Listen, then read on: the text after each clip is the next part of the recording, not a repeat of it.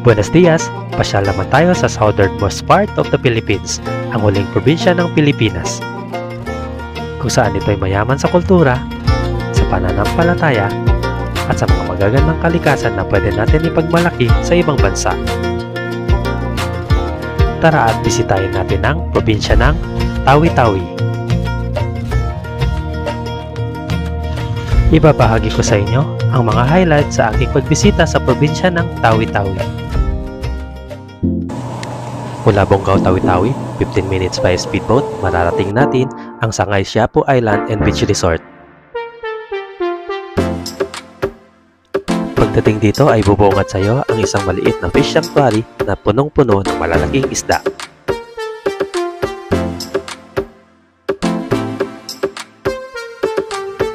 Pagkikita mo din ang mga unique design ng mga cottages at ang mahabang tulay na to na ang sarap lakarin hanggang dulo dahil sa preskong hangin, maliwalas na dagat at magandang tanawin ng isla.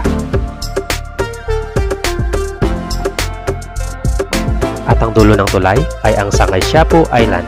Let's enjoy the view!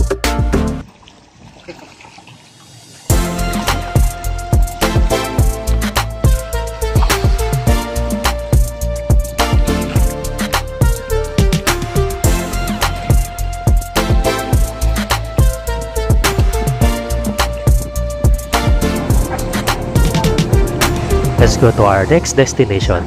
Again, 10 to 15 minutes by speedboat, mararating natin ang probinsya ng Simunul. Palanjalkam, isang local term na ibig sabihin ay welcome.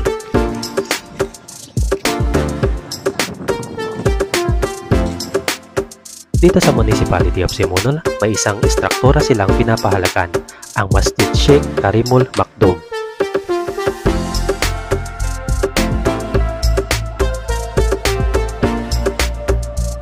Ang masjid na to or mosque ay tinaguri ang isa sa mga historical landmarks ng bansa.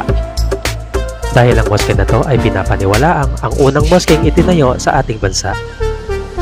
At ang mga preserved na pillars na to ay ang mga unang pillars ng original na mosque. Dito na rin sa lugar na to inilibing si Sheikh Maktoum, ang unang taong nagtaguyod ng Islam sa ating bansa. Sunod na destinasyon natin ay ang Papa Bulls Park, ito pa rin sa Simunul. Dito makikita natin ang isang malaking buhaya, pero sa mga oras na to, tila camera shy si Papa Bulls.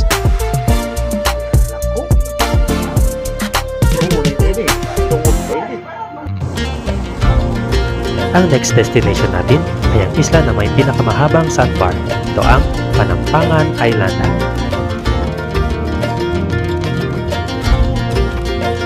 Ang haba ng sandbar na to ay mas mahaba pa sa pasensya mo. Sa harap ng isla ay may makikita ka ring mahabang sandbar. At sabi nila, pag super low tide, magkarugtong ang mga ito at magpo-form sila ng C-shape.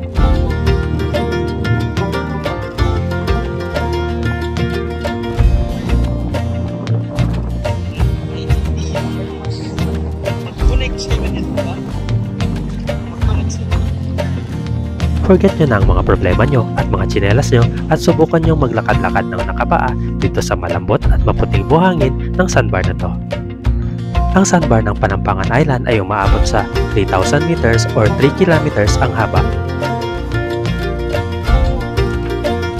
Pagkatapos ng island hopping, kinabukasan, 5 AM in the morning, naganda na kami para akyatin ang famous mountain ng Tawi-Tawi. Ito ang Bud Bonggao or Mount Bonggao. Habang paakyat ng Bud Bonggao, okay sarap pakinggan ang mga huni ng ibon at mga ingay ng insekto sa kapaligiran.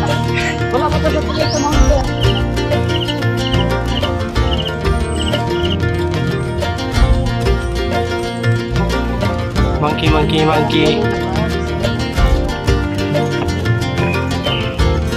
Bawat ilang minutong pag-akyat, may mga resting station na pwede nyong pahingahan. Pwede din kayo magdala ng mga prutas para pakainin ang mga unggoy. What's up bro? See you later! Pagkatapos ng isang oras na hingal, sakit ng paa at nginig ng tuhod, mararating mo na ang unang Bonggao Peak.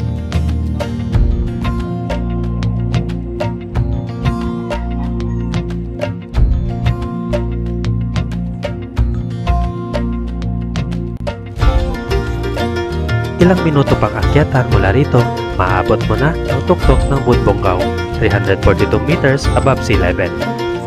Enjoy the view!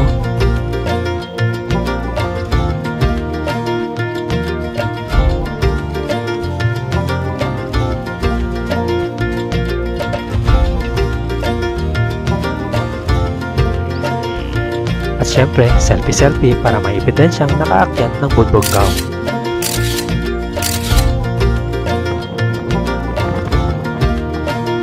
At kung naghahanap kayo ng magandang accommodation sa Tawi-Tawi, ang Bihing Taik Resort is the place to be dahil may background view ito ng Bunbonggaw at front view ng White Sand Beach. Bihing Tahik ay isang local term na ibig sabihin ay sa tabing dagat.